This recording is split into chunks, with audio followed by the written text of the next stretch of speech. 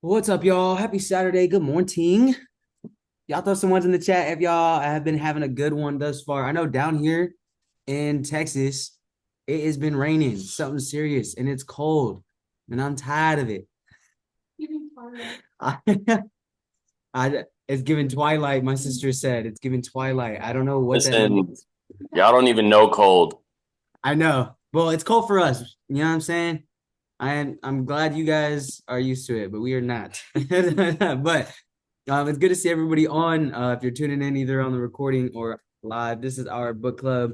I absolutely love this book club, and I'm grateful that you guys are deciding to spend some of your Saturday morning, with other people that want to grow, that have the willingness and desire to actually dive into information, principles, and lanes that'll help you progress, not just in your professional careers, but in all aspects of your life. At the end of the day, this book club was really designed to help you become the best version of you. And that requires you to work on the thing in between your ears.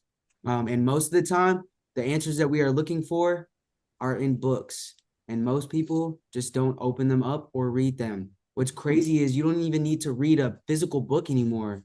You can literally do it through your phone. So the same type of action that most people do all day long, scrolling with their thumb, they can also like scroll the pages and read. And most of the time you're reading anyways, you know what I'm saying? Whether it's captions or freaking funny videos or vines, whatever. I said Vine. I don't think Vine's around, but y'all know the vibe. It's still around? I was like, that's crazy. Okay, anyways, y'all read already. Might as well read something that will help you progress, will help you and your loved ones around you, because of the type of person you're becoming with the information that you are receiving and applying. So I'm excited about today's discussion. For those who did not catch last week or are just tuning in, have not heard anything, we are starting a new book today. It's the Seven Spiritual Laws of Success, aka it is one of them ones, easily one of the most impactful books that has changed my life. I know that I gave this book to a few of my family members as their first time reads, and we honestly have never been able to be the same ever since. Like once you get exposed to certain things, you either deny them or you accept them. And I'm just grateful because having accepted a lot of the things that are taught here, I've not only been able to grow, but I've seen my family grow too in a way that I would have never imagined. And it's really came down to some things that are aligned with a lot of the laws that you cannot avoid. Like you must understand them and you must play the game with them.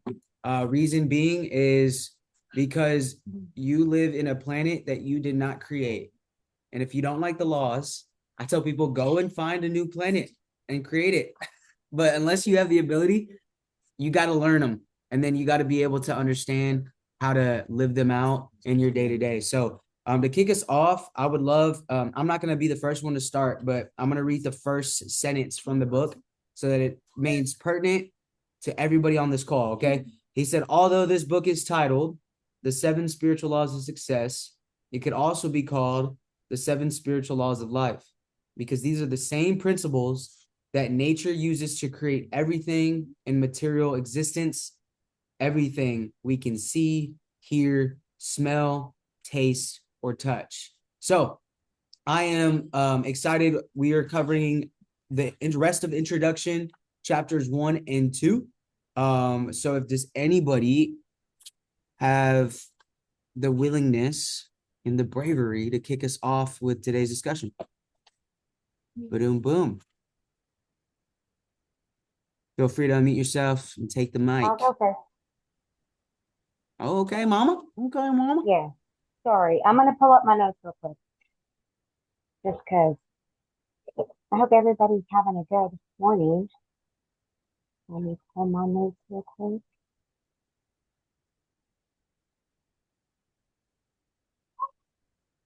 Okay. All right. So, as Marcus was saying, he did give this book to a few of his family members. One of them being me. This is one of my books, my first ever books reading. Maybe 3 years ago, 4 years ago, Marcus, one of those. Um, but after high school, I didn't pick up nothing. I didn't go to school. I didn't do anything. I didn't read, like Marcus said, but we do look at our reels, we look at posts, we look at captions, and you are reading. But this book definitely has changed my way of thinking, um, my process, the thought process, so forth and so on. But just to kick off the seven spiritual laws of success, the first one is the law of pure potentiality. This one, as I listened on the audio, was talking about meditation and silence. Those are two big point factors of having the law of pure potentiality. He talks about um, not evaluating or judging because it blocks that law. How it's important for us to meditate and clear our mind. Um, and I suggest if anybody doesn't meditate, I've got to work on that as well. But I do spend my mornings 30 minutes by myself in silence, just thinking, reading my Bible, um, and getting ready for my day with my daily devotions. And it definitely clears my head, and makes for a good day because you start your day off right. You definitely aren't going to allow something, to mess that up. At least, of course, we're going to have character building days, but um, it's definitely easier for me personally if I go with my day and start my day with a clear mind and a sound heart. So, off to the second uh, spiritual law is the law of giving slash or receiving. Um, I mean, a lot of these are kind of um, what is that word I'm trying to think about? Common sense, common sense to uh, be able to give and not necessarily just waiting to receive, but it's good to receive as well. Um, the return of a gift is just as important as giving. It could be a small, give it a little example of a small flower or even a prayer. If you pray for somebody, that's giving a gift. If you go visit somebody, don't go empty handed. Um, I remember when I first read that book, and then I started, like, when I would go to other people's house, I'm like, babe, I can't go empty handed. I need to take something. We need to, like, just be willing to give something as we go, to my brothers or, to my son's house or whatever. But this book is amazing, and it's gonna get even better. It's definitely gonna get even better because chapter 3, we all know what that one is. It's the book of, or not the book, but the law of karma, and it's real, it's truth, and it's facts. So thanks for hearing me out. Do Are we doing popcorn? Yeah. Okay. Let me see who looks ready. Let's I do. think Sam raised his hand, Mama. Oh, okay, Sam, let's go. Oh, my thing might die. Sorry. Go ahead. Let's go, Mama Mary. Appreciate you calling me and giving that insight on this beautiful Saturday morning. Even though we started off saying it's cold and rainy, we are blessed to be awake today. Just go outside, feel that air on your face, and let you know you're alive today. I appreciate y'all so much for showing up. And y'all, this book, I'll get right into it because I know we sometimes go long and long and long. So, this into the introduction, there's just a couple sentences I want to read.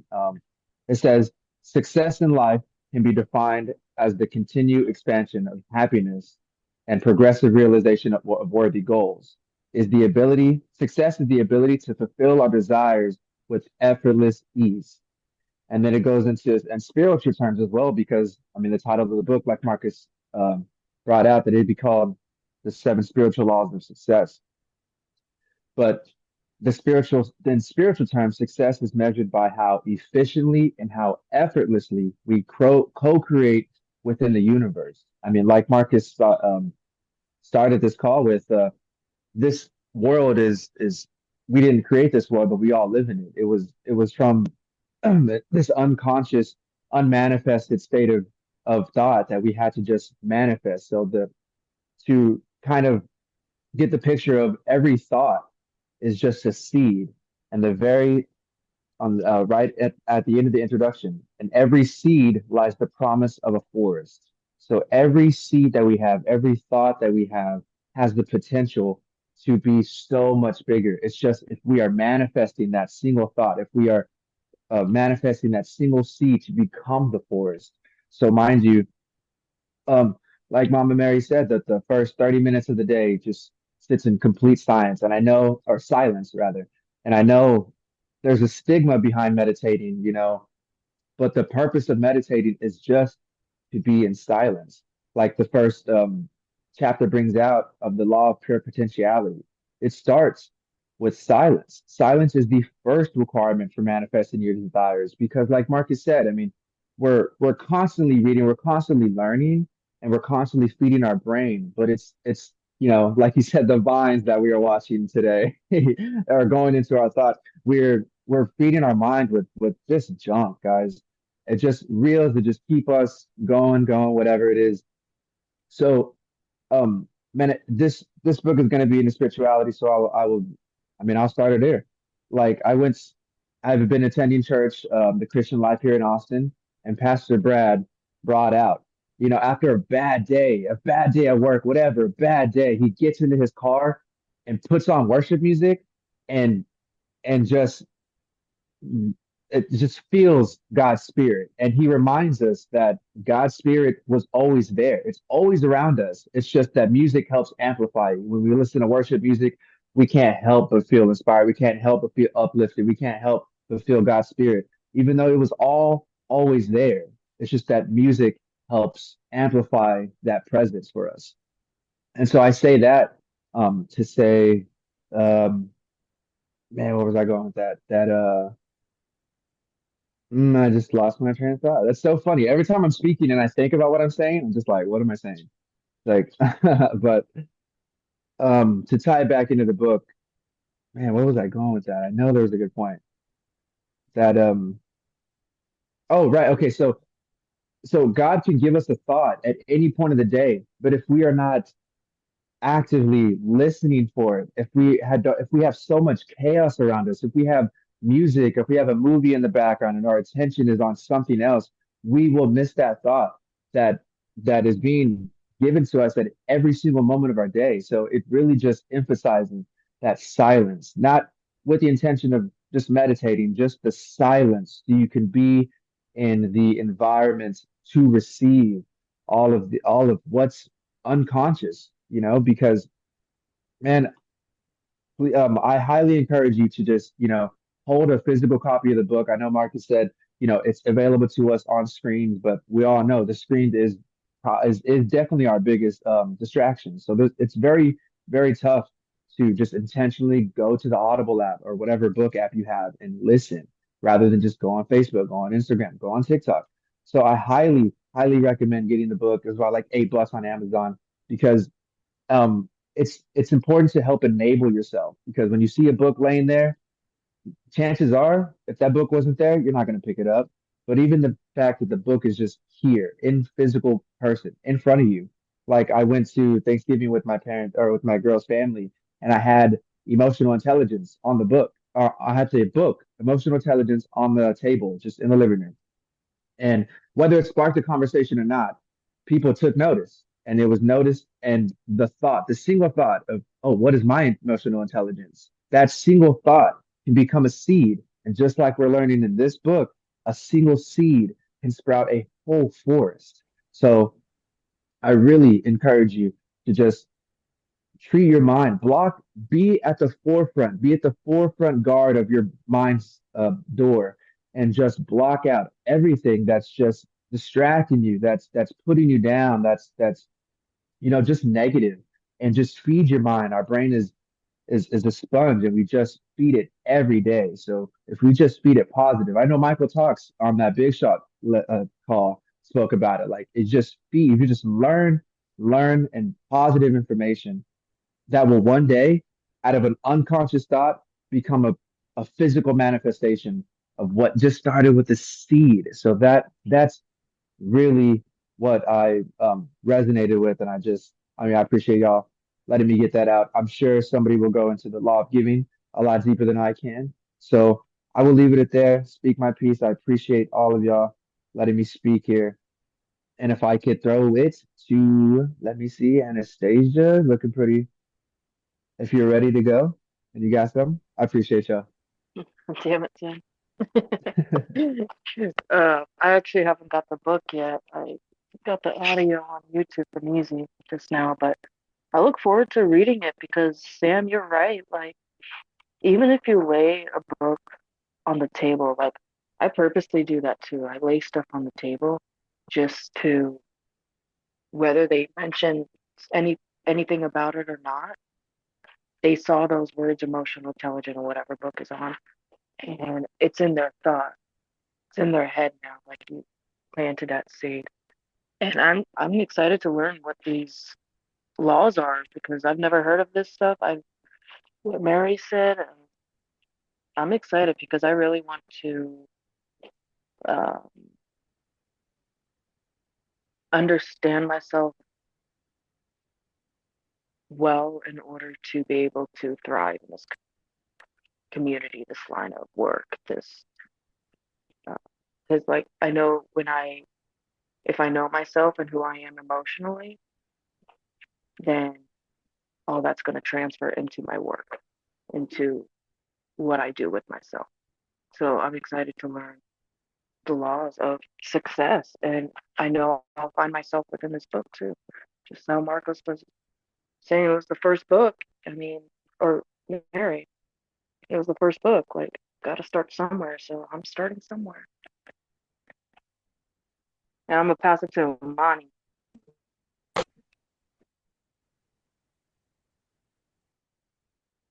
Hello, everybody. I'm sick, so it is what it is. Um, hi. So, the author drops a bar very quickly in the intro where he's like, um, material success is not the only. Thank you, because I've been out here down and out. Um, he says material success is not the only success. And I think a lot of people tend to get that very confused and like misconstrued that material success means full on success. And that is just not the case, you know? There's so much more to life than the material. When he gets into the law of giving, he kind of proves that where he's talking about, um, what if you don't have any money or material wealth, whatever you want to call it, to give to somebody. And that is so powerful because you don't necessarily have to give money. It's not all about material. There's so much that there's actually way more success outside of the material versus like a monetary value. So I respect that for people, to come to my home or me go to their home and just bring something. He says bringing a card. I thought that was really cute. Um, I don't know about y'all, but I have like a stack of cards. It's the most random thing. My grandma gets a lot of cards in the mail. Like she's retired. It's weird. But I have so many cards that like anytime if it's a birthday or a party or a something, I just go in my stack of cards and I give a card, whether it has money in it or not. Usually I'll put a cute message in there. And I never thought about going to somebody's house and just giving them a little card like, hey, love you, boo. Thanks for inviting me over. Like that goes a long way. So it really does prove how powerful um, how powerful success is outside of the material. And it just made me feel really good because thinking about spiritual success and how whatever success looks like to an individual, I think is very subjective. It's like, whatever success is to you. I mean, I definitely encourage um, success outside of, like I said, material, monetary value. Then, when he's talking about in chapter one, the law of potentiality, I've been trying to get his voice, man. It's so funny to me because, like, how he says it's just like, yeah. um, but talking about power, individual power, um, and the real power is self power because he says like if a person has a position of power, like in an office, a president or something like it's something political, I'll just use that as an example. Um, that power is only there for that moment, like while you have that office. Outside of that, you can lose a lot of power and it's not going to be as impactful as having your own self power. So that's so powerful to be have that power within yourself to attract people to you. And that's what he said. He's like, it's like really being a magnet. And then you kind of like having that self power, being able to attract people to you, being able to impact people without having a place of power or office or anything like that is beyond like society's version of power, which is very ego driven, which is what he talks about, that ego driven power. Um, I mean, it's real for a moment, but it's not like it's not long lasting. So it's interesting that he brings that up because I feel like it's easy to get caught up in the ego of power. Um, if you have ever, which I'm sure we've all encountered, that one person who finally got that promotion at work and they just went on a complete power trip. If it was to regulate themselves, getting used to the position or not, some people go a little crazy with it. And you're just like, okay, ego, check yourself because you was just where I was at a couple days ago. So it's very interesting to think about that self power and how you can gain it through silence.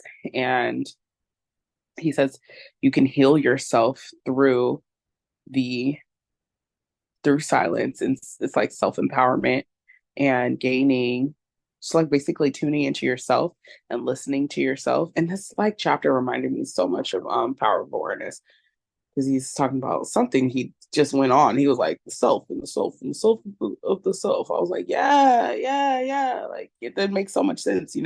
I know I did not say anything right now, but I feel like y'all know what I'm talking about. I don't know. But yeah, it was really cool to hear that because it's just like the power empowering yourself really shapes your environment, and it's a domino effect. Like Sam with the book on the table. I mean, how many people are actually how many people really read that book for real?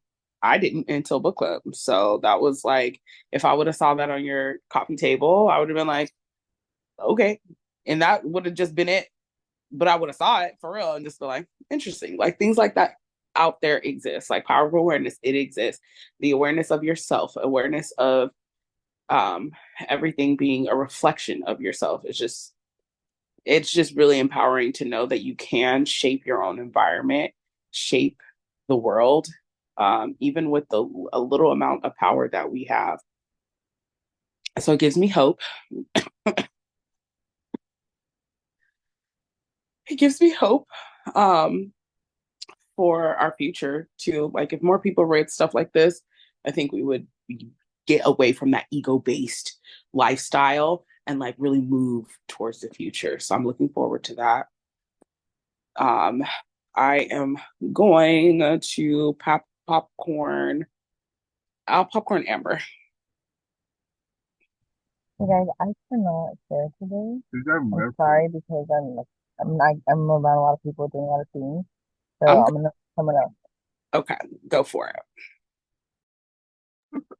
It's a popcorn roti. I am peeing. Skip me. Come back to me.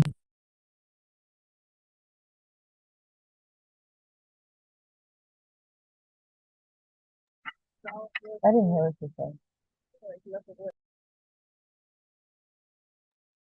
She's just unavailable right now. Okay. You got Bobby or Ken?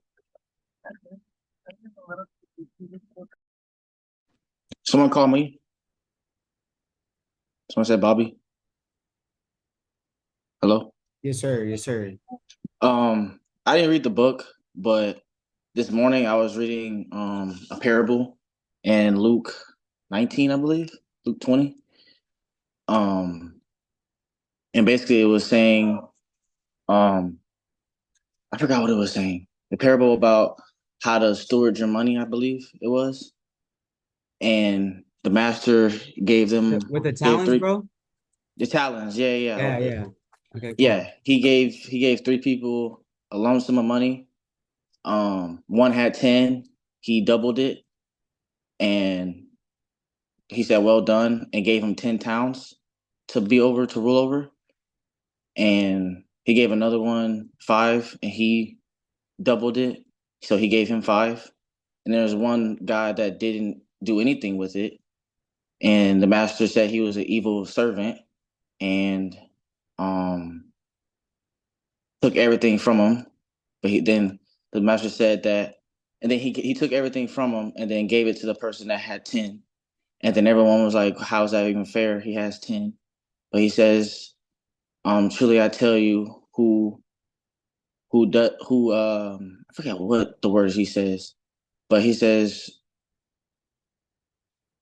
whoever has more be given more, but whoever has none will take less or take all of it or something like that."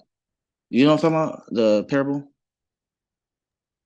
Yes, sir. So Yes. essentially, it's he who's trusted with the little will be trusted with the plenty, Right. and then who can't, he'll take away. So, Right. yes, sir. Yeah. So I read that parable today. So that's what, the Lord has given me a little of my life, and what am I gonna do with that? Am I gonna just sit on it, or am I gonna multiply it? Um, you know, that's ultimately what I got from that parable. But I am excited to read the book of the 7 laws of success, spiritual laws of success. So I'm very excited to read stuff like this. I'm very spiritual, or at least I try to be. Uh, and yeah, so I'm going to popcorn cam.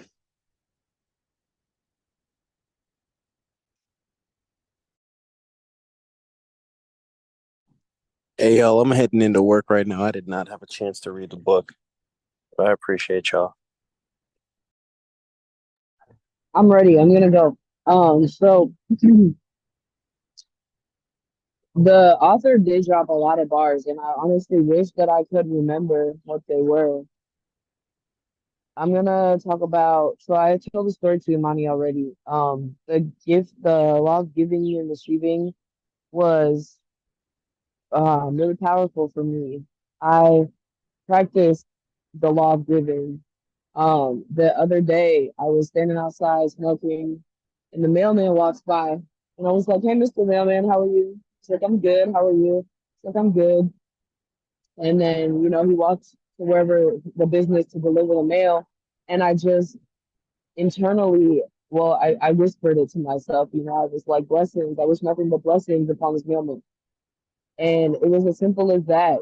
And there's been a couple other instances where I've done that, just like bless people as I come across them, especially people I don't know, or especially people that I don't like. And I don't know, it just makes me feel good because I know that that law of giving and receiving is real. Um, whenever I am like stingy with my whatever I have, be it like a material thing or like a non-material thing like knowledge or peace of mind, like serenity, anything like that, um, I get less of it back. So it's important for me to like give that stuff away. Like I've been willing to just give. I'm like I feel like I don't have a lot to give in the stage that I'm in my life. I feel like I don't have a lot to give because I don't have a lot of um financial assets. And then I'm like, I have so much to give the world, actually. I have so much to give the world. And um in order for me to get where I want to be financially, like I have to give what I have, which is, you know, if it's $10, I give $1 to the church. And if I don't have any money, it's like I give a listening ear. And if I don't have the ability to do that, like I just will like I did with the mailman, give a little blessing to somebody and they don't even have to know about it. I don't have to tell them about it. And I think he talks about karma in this third chapter because I went a little ahead, but it's kind of like that. It's kind of like I'm not gonna get into that. We'll wait for next week. But yeah, so the law of giving and receiving was powerful to me, and I just really liked that chapter. The first one about the law of your potentiality. um it was hard for me to conceptualize this chapter at first and like this law. And I listened to the audio a couple times. The first time like I was listening to it, I ran it back like multiple times. And then I went and re-listened to it again this morning to like refresh myself. And I feel like I was starting to understand what it was talking about this morning. And I think the reason why it was so tough for me to like conceptualize it is because it's difficult. Like it's always been difficult for me in the past to silence my mind and myself. Especially recently in my life. Like I just got done with this training, this 5 day intensive training for my peer recovery specialist to prepare me for my certification test. And like that was very much like a classroom setting, like sitting all day watching a presentation and like listening to someone lecture and like it was interactive and things like that. And we had breaks. And even with that, it was so hard for me to sit still. Like I just wanted to get up. I wanted to move. I wanted to talk. I wanted to, um, and I realized that when I was listening this morning that like the gift of being able to silence my mind for a moment is one that is so precious because like it's something I've struggled with for a long time. And so, like even when we were talking about our daily spiritual practice with powerful creators and like praying and meditating, I shared there that like I'm really good at praying, and it's the meditation part that I have a hard time with because it's like I'm really good at talking and being outwards, you know what I'm saying? And then like sitting still and like taking things in and being fucking quiet is tough for me. Um, and it doesn't have to be.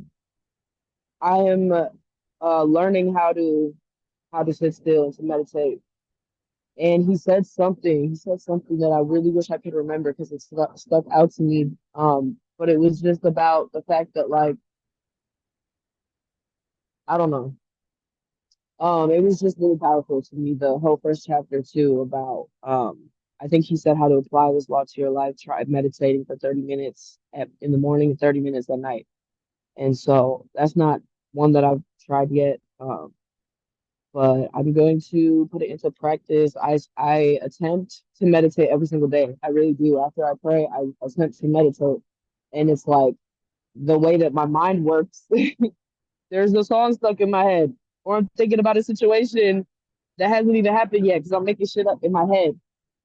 Excuse me, stuff in my head. And then or I'm thinking about a situation earlier in the week where I did something that like I made a fool of myself and it was something that probably nobody else is thinking about but me. Or I'm thinking about all the things I have to do and like just all of the racing thoughts, right? So I don't know what the solution is. I think just to keep practicing really. And um I was also going to speak on what Imani was kind of talking about, the ego thing and the power. Like he was talking about how the reason that people um need feel the need to like want power and control is because of fear. And like if people didn't operate from fear, people didn't have fear, they wouldn't feel the need to control things or have power over things. And I was like imagining a world where like, you know, we were not fearful. And I think about like our reality and how our systematic powers that be instill so much fear in us in order to control us. And it's like, what would a life without that be like, you know? So I don't know. I can practice that in my own life. Because I can be very controlling at times, which I don't like to admit, but that's the truth, is that I can be very controlling at times. I can, you know, try and like take the power, because I feel like the what it boils down to is that I fear not having the control or the power, right? So that was cool. I really liked it. I like this book. Marcus, I'm calling on you. Boom. I appreciate that insight and what you said, especially in terms of fear. I really agree. I don't think people understand that like once you automatically choose the lens of fear, you just like you give up your lens of faith.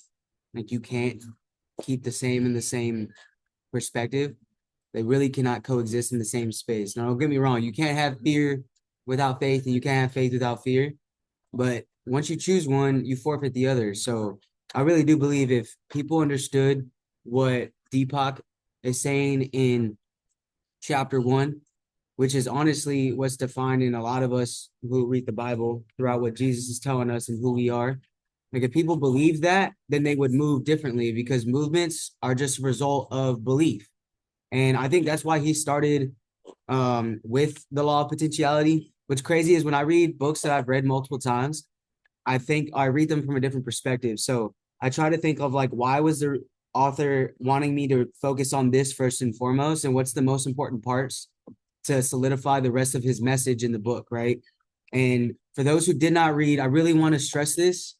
Please spend some time. I know it's not a big read, it's not a big book.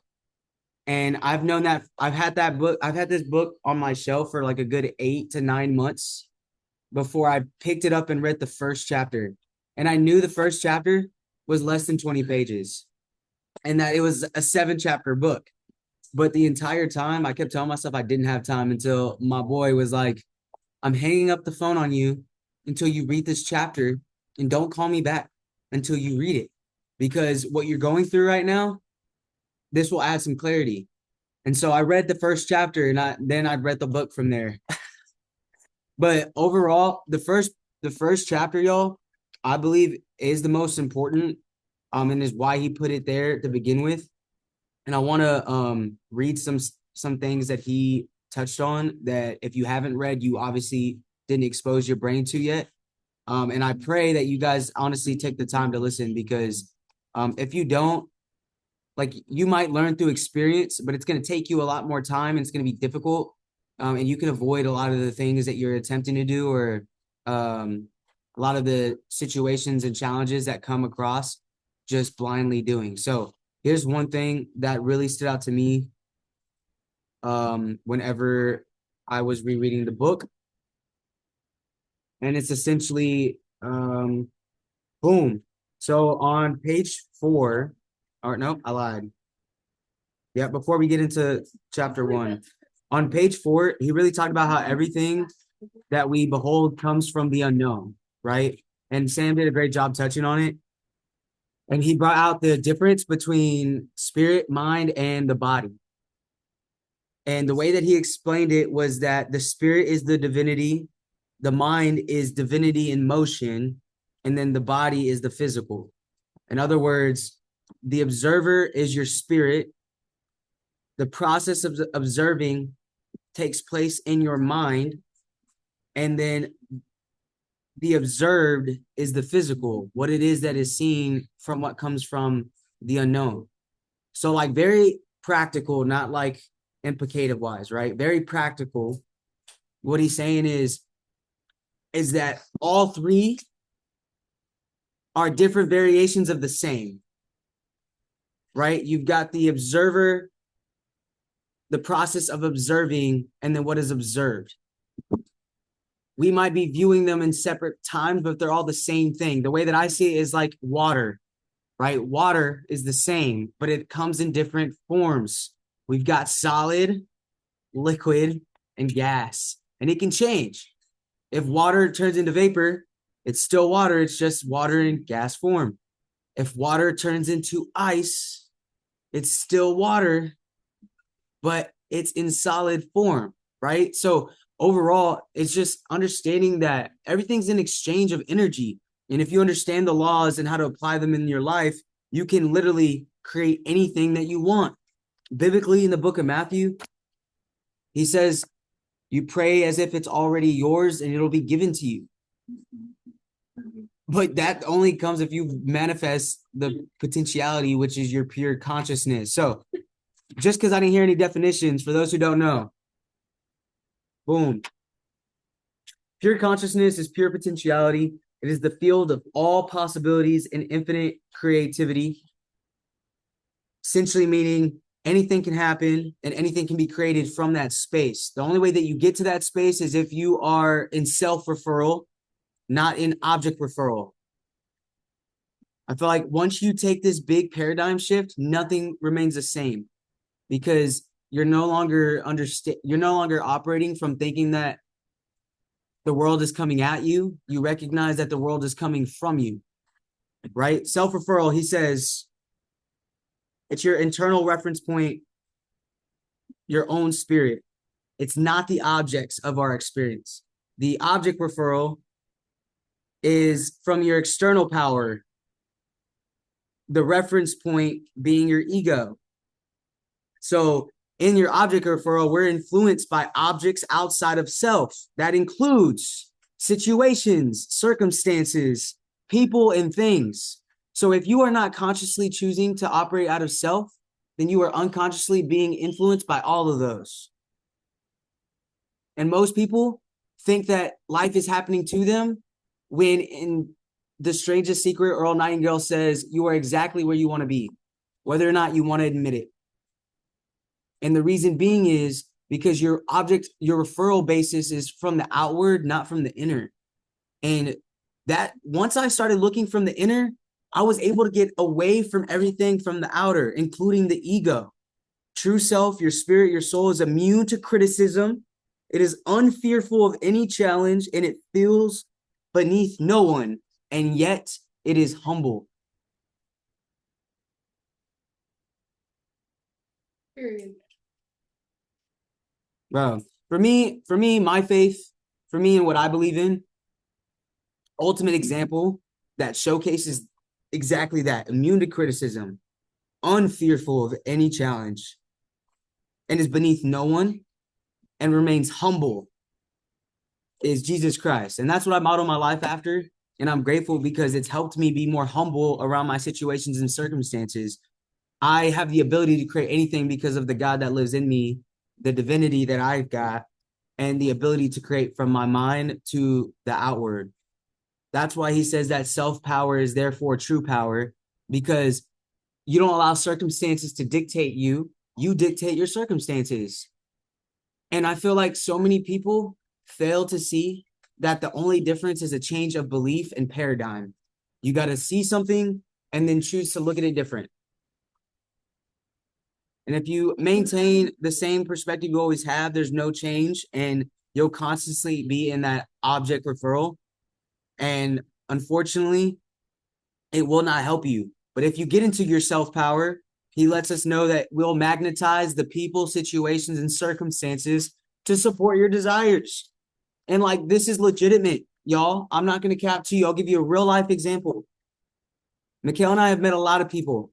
And we've been able to work with a lot of individuals of a lot of different calibers, a lot of different backgrounds. And sometimes when we first meet an individual, we have this idea of what the relationship is going to be. And what God shows us is that he only wanted us to meet that person so that we could be in a specific spot to meet another person, to give us to an opportunity that'll yield us what we need for something that we set in motion 30 days ago, 60 days ago, 90 days ago. The only way that we do that is if we maintain open to what is there for us. Being in that state of grace, that power allows you to bond with people and people enjoy to bond with you. But you've got to be open with that. And if you're not, I don't know how else to help. It's just like a willingness. It's the openness of mind. You know, like you can read all this stuff, but if you don't actually remain open to it and apply it, then you'll lose your sight, period. I'm going to touch on this real quick because it's very applicable, especially for those who've never done meditation or silence before. One of the things that's helped me a lot is how he started with the expression that comes from the Bible, and it says, "Be still and know that I am God." Roshizi, the reason why I get along with you, girl, is because I operate on the same level that you do in terms of I am so energetic. I love to go and have conversations. I'm constantly in motion, and I'm literally running at 1,000 miles an hour all the time. It wasn't until I read that and I really had decided like, yo, I'm going to follow God. And I read that from this book and it made me go reference the Bible. And then I read it again and I was like, dude, I'm never still. And like, how can I actually know God if I'm not still? So what I did is I took that perspective and I changed it. Sis, can you hand me the other light? It's like charging over. Thank you. I appreciate that. But I took that in like real life application. You're a real one. But I took that in real life application and I was like, okay, I don't know how to do this, but I'm going to try. And then I started doing it. One of the things that he taught me that he emphasizes in applying, he says, practice of non-judgment. Judgment is the constant evaluation of things as right or wrong, bad or good. When you're constantly evaluating, classifying, labeling, analyzing, you create a lot of turbulence in your internal dialogue. This turbulence constricts the flow of energy between you and yourself, the pure potentiality. Your literal squeeze, you literally squeeze the gap between your thoughts. So sometimes if you're sitting in silence, who has a hard time? Y'all throw some ones in the chat if you've ever tried this. You're sitting in silence, you're trying not to think about nothing, and then you got like 4 different thoughts that cross your mind. Throw some ones. Because I'm the same way. And if you read the book and you apply this thing, what he's saying is stop judging. We've heard it and we've learned it from a lot of different sources, but essentially nothing's good or bad. You add meaning to it. So if you understand that nothing's good or bad, you free yourself from your ability to judge because you know you're not the ultimate judge. You're literally experiencing and carrying out the good that is within your inner being. He's saying the turbulence, you constantly thinking or talking, disrupts your ability to be in that silence. So that gap where you're not thinking about anything and you're sitting there in silence right before that thought comes, that gap, if you get good at putting in that gap what you want before the thought interrupts, you can literally go and obtain that. I cannot make this up to you. It actually works. Okay. Like if you sit there and pretend like you're on like the street and you're sitting on a bench, the way I view my thoughts is like they're cars. Like they come and then they go. So if they come in your sight, like let them go. And even if you look at the car for a little bit, put your attention back on the street, right? And let the thought go. And then that gap before you see the car come into your view, feel it with something intentional. That's where like getting really clear really matters. Like if you know exactly what you want and how you want to go experience that, what you're wearing, what you're seeing, how you're feeling, what you're smelling, what you're tasting, you can implement that in that gap.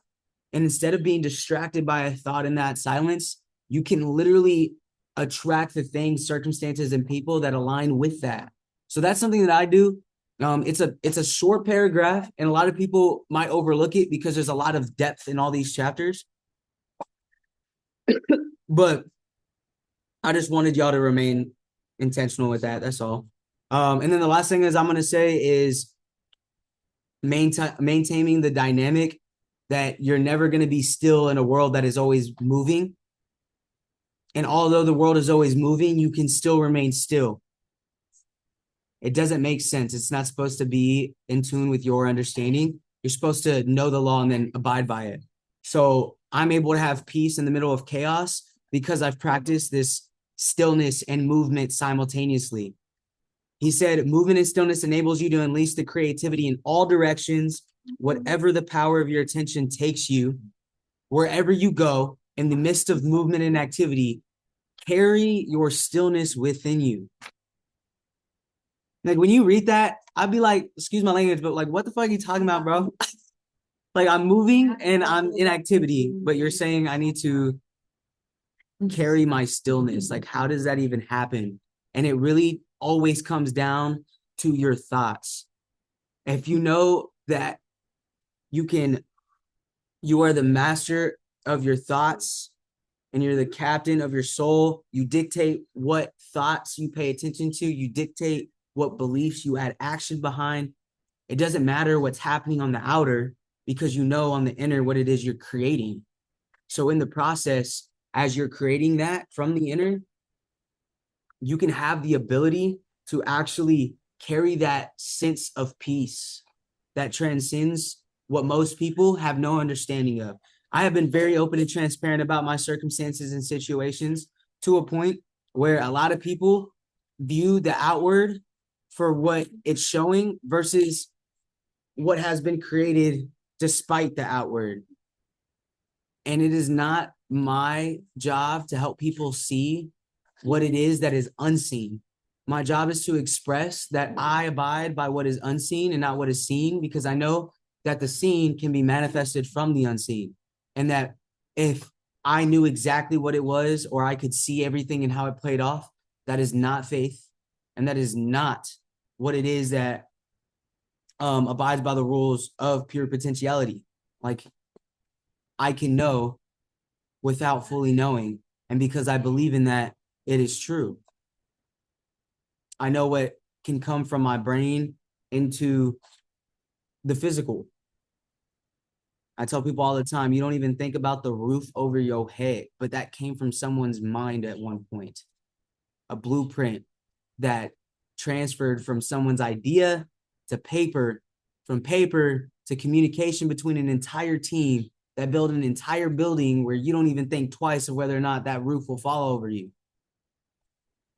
It's like we take the extreme and the extraordinary for granted, but being humbled and maintaining that level of silence in the midst of the chaos, that allows us to genuinely get in tune with our creator, get in tune with how everything came to be, how all nature abides by these laws to create everything that we see. And as Sam said, if you can like take that seed and allow that seed to become that forest, you got to first recognize that you got to plant the seed and you got to be open to actually nurture it, water it, be patient with it, and give it love, man. So I appreciate you guys. I just wanted to go in a little bit on some of like the practical stuff that I didn't hear a lot of people talk about as they were expressing their point of view, especially for those who have not read just yet. But other than that, I'm gonna pass this thing to Mikhail. And then we'll wrap this thing up. Boom. Yeah, quick one today. Hey, I love this book and I love this book club. Real life, y'all. Truly grateful, as I say every Saturday, for everybody being here. And it's dope, man. Honestly, one thing that's just like burning a hole in my brain. Dude, I used to be such a more cutthroat mentor. Might have to get back to him. So I definitely was like, yo, or Sheezy, don't look at me like that. But I definitely was like, yo, like I literally remember that moment of being like, bro, I'm not talking to you anymore until you read this, like real life. Like I will never forget that. And when you said it, I was like, dang, bro. I was real life like, bro, quit playing with me, period, because this is one of Yeah. them. And Bro, as you were like, bro, how long have you had the book? I was like, bro, I got it for my birthday. My mom bought it for me. And you were like, dude, it's like, nigga, when's your it's birthday? April. It's April. Exactly. He was like, dude, read the first chapter. You're tripping. I was like, okay, bet. Period. Look, that's facts. I'm still, hey, look, I ain't changed that much. It's changed a little bit. You right though. You know what I'm saying? But nah, honestly, y'all, like this book for me, my first time reading it was, I believe it was in 2021, the beginning of 2021. Might have been 2020, I don't remember.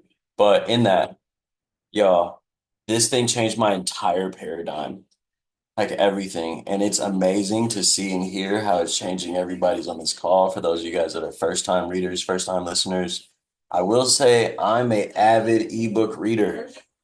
You know what I'm saying? I will challenge you on that perspective, Sam. I definitely, but here's the thing. I keep a whole library upstairs. You know what I'm saying? I got a whole bookshelf, a hella books on it. I be leaving them all over the place.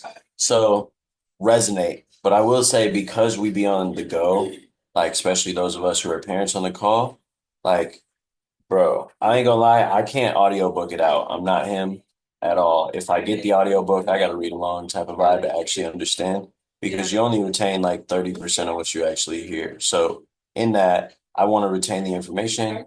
Yo, we got a whole digital library. Use that thing for everybody who watching the recording, everybody who on here. If you ain't got the book, but all y'all got the book. So either way, Bobby, I know you don't yet. If you slide into the digital library, the updated one, it is there. But in I that, showed him. Bobby knows. oh, okay, gang, gang. But in that, this whole first chapter, second chapter, I kind of was like listening, and I just was like, let me just type my thought out and then I can dive a little bit more into it. But I'm gonna just read y'all what I typed out, listening to everybody and putting all the perspectives together. I feel it. It's all good. It's all good. You're coming back. But the more you develop true love of yourself, like true love, acceptance, patience, kindness, the whole nine. If you actually sit down, like think about that little love is patient, love is kind, like write it down and then think about if you're that to you. So the more you develop true love of yourself, you can love others. Therefore, because as he talked about, we are all of the same body of Christ. This is what I believe. So in that, if we're all made of the same thing and you love yourself, don't that mean you love everybody else too? And once you love everybody else too, out of that true love, you can be present. You can listen. Yeah. Hey, what's up, Mari? You can listen. You can be present. You can be kind. You will walk with confidence instead of cockiness. And with all of that, you will walk right into those doors that are already open for you because you created them by the seeds that you were sowing in that patience, in that kindness, in that loving of your entire environment, of that openness. And so, like, when it comes to me over the last 4 years or so, almost 4 years since I read this thing the first time, I've been like intentionally practicing that at every point in my life, even when it gets crazy hard, to the point where like I be going through a lot of things that, truth be told, unless you ask, I don't be talking about, because I don't be tripping. You know what I'm saying? Like I just be like, I know for a fact that everything that I want is coming my way. Therefore, what I have right now is actually what I want, and I know what I want. So we here. And if you talk to me often, you'll notice I say that a lot. We here. And I truly mean it. And it's also like a trigger for me to remind myself to be present and not be in the future, not be in the past, not be in my anxiety, not be in my worry. And so when he talked about the law of pure potentiality, when he talks about the law of giving, I believe that it's really just a point of like literally seeing yourself in all things and understanding that if you can treat yourself amazing, everything else will treat you amazing. And that internal battle is literally your internal battle that creates the results that you have inside of your life. And it's why you climb higher and higher throughout the journey, because you're continuously learning how to be nice to yourself, how to think about what you say when you talk to yourself, like how to actually be present, how to listen to somebody else and talk to yourself like, hey, yo, shut up real quick and listen to this person. And it's really hard to do. Like, yeah, I literally, back in 2021, after I read this book, I paid $600 to go listen to a man who made $25 million in my industry on how to listen. Whole 3-day training. 75% of that training is on listening. I have a whole workbook. I just did an entire lesson on this past Wednesday. I just read from the book. I added a little bit of Mikhail sauce in there, but I literally just read from the book.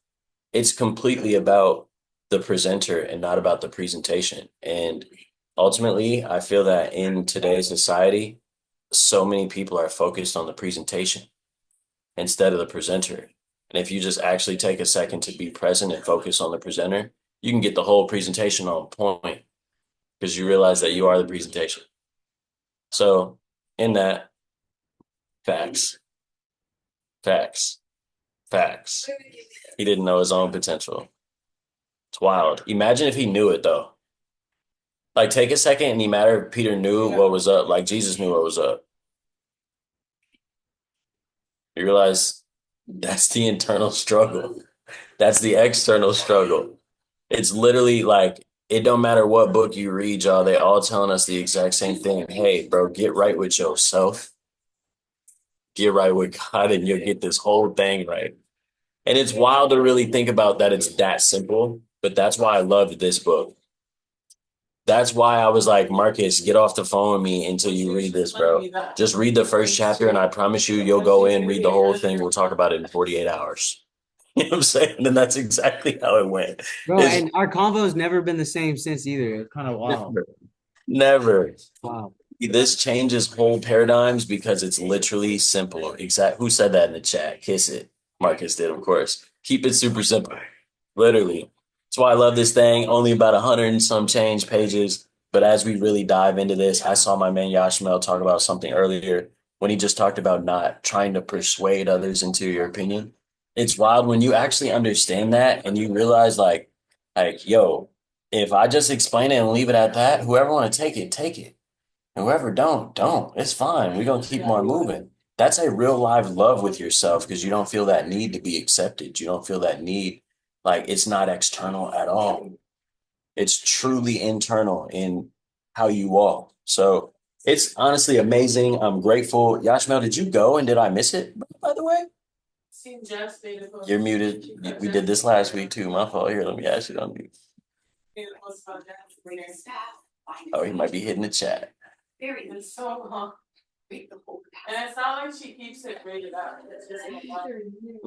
I feel I like he's still see you talking, but you're still unmuted. I asked him on mute. Let's see. Yeah, I would like to share something. Love it. Let's You got the go. floor, brother. Go ahead. Thanks to everybody that shared before me and everything like that. I really got something out of it. This is just my little notes that I jotted down. The 7 spiritual laws of success to me is about being spiritually connected to the universe and the universal laws, and how to be connected to your inner self, which is the higher self, which is the mother of virtues and harmony with life that breeds justice, mercy, love, and right. So these 7 laws to me is about getting connected with the universe, with the universal laws, because everything flows based on laws. The sun comes up at a certain time and goes down at a certain time. All 4 seasons come in on time and go out on time. Everything is connected. And we ourselves, as human beings, we can be unbalanced and disconnected due to trauma and things like that that can come from a loved one or something like that. So these are just guides to get back in tune and find that balance with our creator and with life itself. And so I get it. I get it. So with that, I'll just pass. Hey, bro, I really appreciate you being here, man, because you just came on here and dropped bars to end the call. Thank you, sir. Because truly, man, listen, I've never heard it better. Thank you for that insight. Appreciate that. And everybody, for real, like this definitely was one of them ones. I ain't gonna lie, this. Hold on. I want to add one thing. Just because I don't think anybody touched on it, and we're not gonna bounce back to chapter 2 next week. And I think it's extremely important. But Yashmal, I appreciate what it is that you said as well, bro. It was extremely powerful because if people fully recognize that, like, willingness to like, ain't nothing changed over the past 6,000 years. And it's always remained the same, and you get in tune with yourself and understand those laws, then we could really make a difference with those in our own lives, as well as those that we come in contact with, both like directly and indirectly. So, brother, your energy has definitely been felt on the call, even though I didn't hear your voice until right now. You know what I'm saying? So I appreciate you sending some vibes our way and tuning into the discussion. I'm going to end it with this because I feel like it is not talked about enough. Y'all throw some ones in the chat if you guys feel like money is a necessity.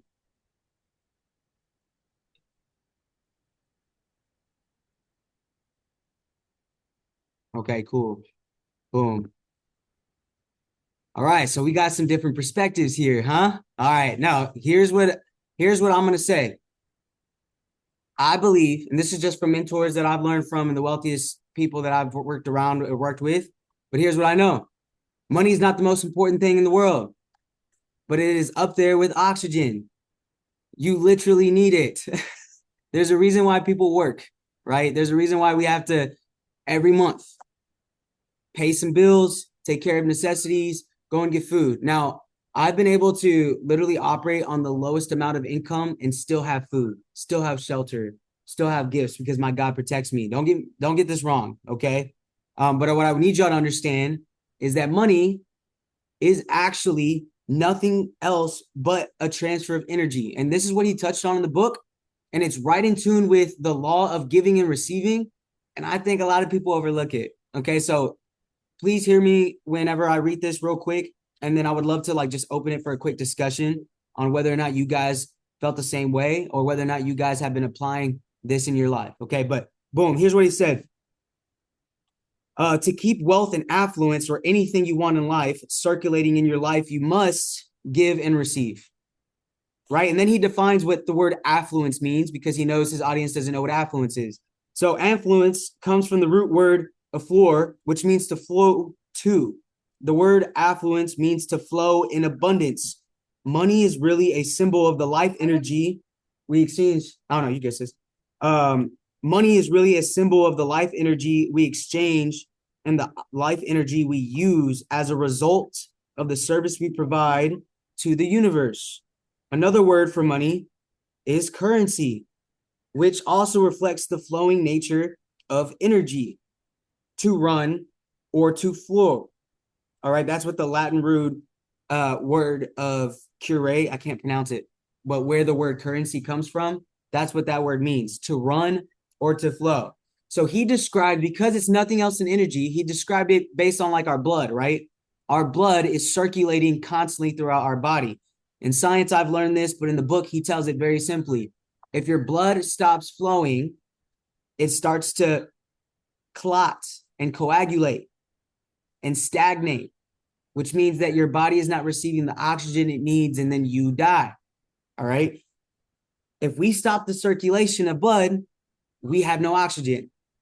If we stop the circulation of money, if our only intention is to hold on to our money and hoard it, since it is life energy, we will stop its circulation back into our lives as well. In order to keep that energy coming to us, we have to keep the energy circulating. It's crazy because before we hopped in this call I think it was a couple of days ago, me and Mikkel were talking about this, and we help a lot of people understand financial literacy, right? We talk about it. If we reference back to a book we read a couple books ago, Rich Dad, Poor Dad, it's all the same. Talks about that money is an exchange of a service, right? But money essentially is a concept, period, point blank. It's an agreed upon concept between the society. And for the long time, the way in which money has been working is changing. Overall, though, it's never stopped society from progressing and living. So it doesn't matter what the society agrees to be the currency. What matters is that you understand that it's called cash flow for a reason. It's called currency for a reason. So if you don't have a lot of money, it doesn't matter, because as Bobby had said in the story of in the parable of the talents, it's how you multiply and work with that you've got. So most people operate from a perspective of lack or a poor mindset where they pass over opportunities repeatedly. Not a lot of people operate it from the wealthy mindset of abundance, right? That things will be attracted to me. So sometimes we're taught to hold on to whatever we got. And I know for a long time in my life, I didn't know anything else other than I don't have much and I can't lose this. I can't spin that there. I can't do this here. And I'm not even talking about things that would multiply my money. I was talking about things that even would participate in the economic currency of money flowing, going and buying a quick little $5 taco, whatever the case might be. You've got to recognize, y'all, money is currency. So if you understand yourself in the situation and you want to have the resources you need to go and execute whatever you desire in your life, in order to attract those situations, circumstances, and people, you got to be actively participating in the flow of said currency. And you've got to give more than you're expecting to receive. And that's why you'll receive a hundredfold, tenfold, right? So, anyways, I just wanted to touch on that because we were about to end that. And I thought that was one of the most important parts of chapter 2. And I wanted to see real quick, what are everyone's perspective on it if they would like to share? Boom.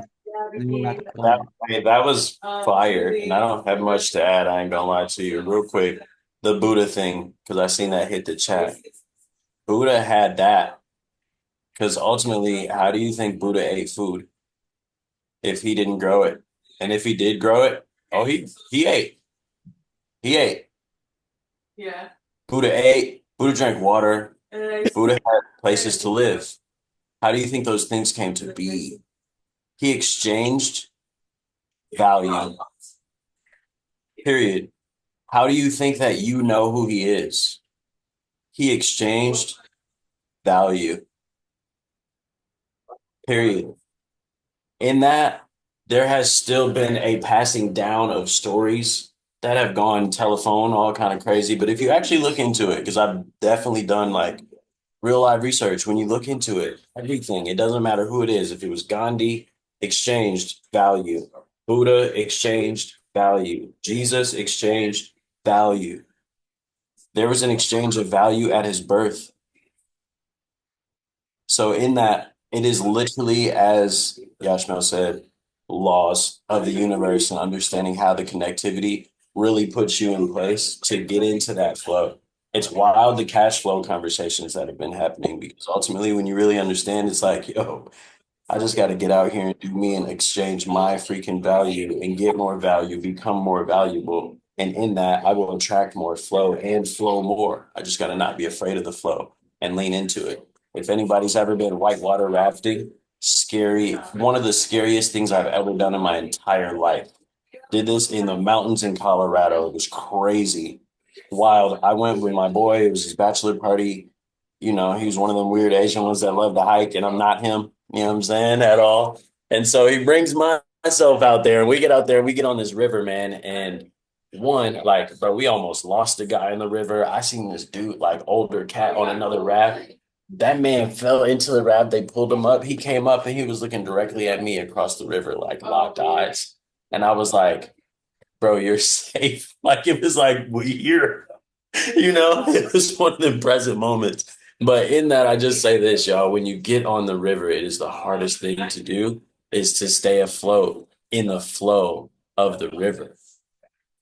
And ultimately, as we jump in more higher levels of success, this flow gets kind of crazy. And it's exciting to attract. It's exciting when you start seeing all the, like, okay, we about to get paid this, that, and the third. But wait until you hit that first rapid, though.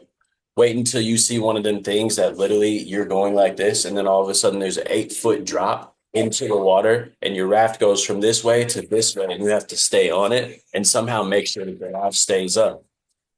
How do you do this? You know what they tell you? Lean into it. They literally tell you lean into it. If you're falling forward, lean into it. As soon as you guys hit the water, everybody lean back, push the things into the water. Like, it's literally a whole, you have to truly work as a team, one, but when it comes to keeping your raft afloat, you have to lean into the way that the flow is pushing you. And I hope that hit somebody because I felt the need to share it. But go ahead, Imani. I seen you unmuted. Yeah, agreed. Hey, oh my God, I just cried when he said that. He looked at you and oh my God, I could just imagine that. He probably thought he was gonna die. And he, out of all the people that I saw was you, and you said, it's okay, bro, you're alive. It's just like, Bro, but like from across the river though. You know what I'm saying? It was crazy. I was like, dude, we that, here. It's yeah, okay. dangerous because in Colorado, like those rapids are real. Those are one of the places people go like on the river and it's like roaring rapids. Okay, like it is dangerous. It's one of the most dangerous activities you can possibly do. It's crazy that he wanted to do that for a bachelor party. Like, bro, you're an Oh man, hey, he also is the guy I went skydiving with. Same friend. You know, we do crazy shit together. That's love, my. I love that for y'all. I wanted to say, like Marcus, you said when you said drop a one in the chat, and I was on the fence. Like, should I drop a one? Should I not drop a one? And I didn't drop a one because, you know, money is really a tool and a construct, right? It's a construct at the end of the day.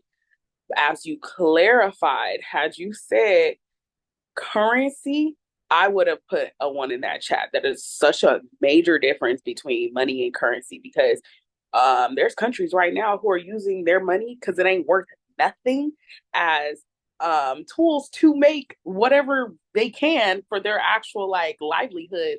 Like they're making purses out of money. You feel me? But currency is real because you can make anything into currency. Trade was like one of the oldest forms of money. So I respect that. I would say currency 100%. I could put a one in the chat for that because anything can become currency. When our money don't mean anything, whatever is the form of currency at that time is a necessity because that's how you go. Like there's I love history and there's a lot of ancient societies, even like in North America, that would like really old pre-colonial times, where people would like annually come together in like a large market and they would bring their currency basically from their homeland, wherever they traveled from, and places, and they would trade these items with other people to enrich their lives. So it's really powerful because if somebody has something that they love but they can't get access to often, they would bring whatever that person wanted or whatever like they had to trade for what they had. So it's really powerful how currency is energy. Because imagine waiting all year to get, I don't know, get some fruit that you cannot have access to. So I definitely vibe with the currency vibe. I love currency in all forms. I mean, I love money, of course, but I love currency. So yeah, I'll drop a one in the chat for that.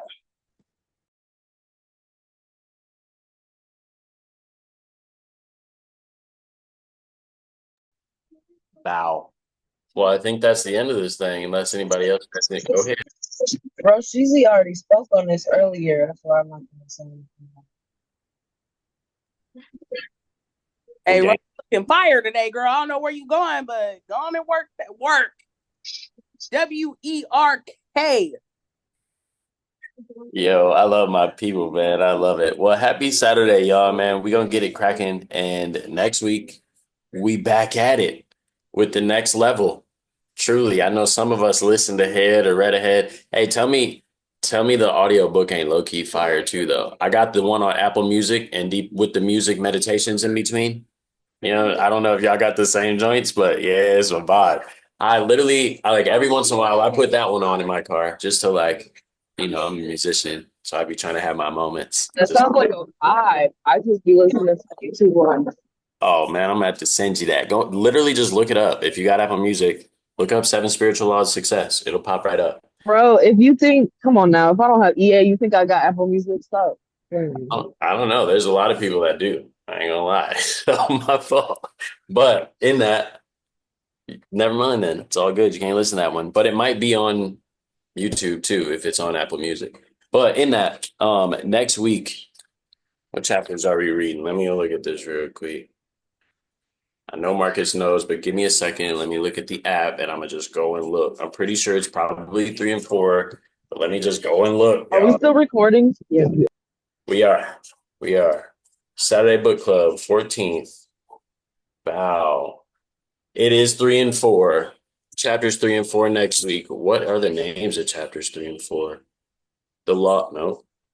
I believe it's the law. The Karma. law of karma and cause and effect and the law of least effort. We about to go with. Hey, I'm excited. Look, Yashmel even low-key touched on that in the process of today in the chat. I don't know if y'all peeped, but we about to get it in, y'all. I appreciate you guys being here. I appreciate everybody actually taking the time to read these books, actually taking the time to be present on this call, like literally eliminate distractions and actually be here, learn, take time for yourself, and take time to be there for others and listen when they got their perspective. So appreciate it. The book is beautiful. Let's go. Let's multiply and disperse. God bless. And I'll see y'all soon. Happy Saturday. All right, peace and love. Peace and love, brother. Peace and love, y'all. They do it.